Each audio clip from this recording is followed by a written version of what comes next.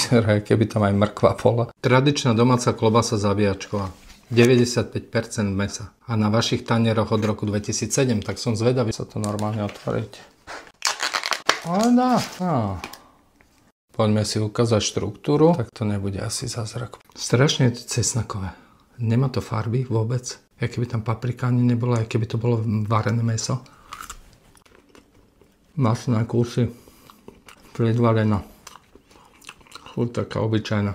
To má byť zabíjačková klobasa, preboha tradičná domáca udená. Okolo udiarne to ani nešlo. To si sa udili klobásy aspoň týždeň.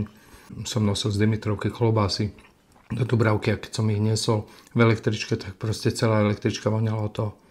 Skôr jak kabanos, alebo párok, alebo ipelská. Je to úplne iný druh klobásy, jak som očakával. Ešte som ju chcel aj opäť, ale nemá to význam podľa mňa. Alebo uvadiť možno, to by bolo lepšie. Sklamaný som, lebo vyzerala fakt, že nádherne, perfektne, ale chuť, nie je taká typická. Keby som to mal hodnotiť, že 10 bodov je max, tak by som tomu dal 3. Je to mierne pikantné, ale ak čakáte niečo ako doleča, alebo na surovo to není nič moc, takže treba to asi obvariť alebo opiecť. Možno to bude lepšie, ale ja to nebudem ani skúšať.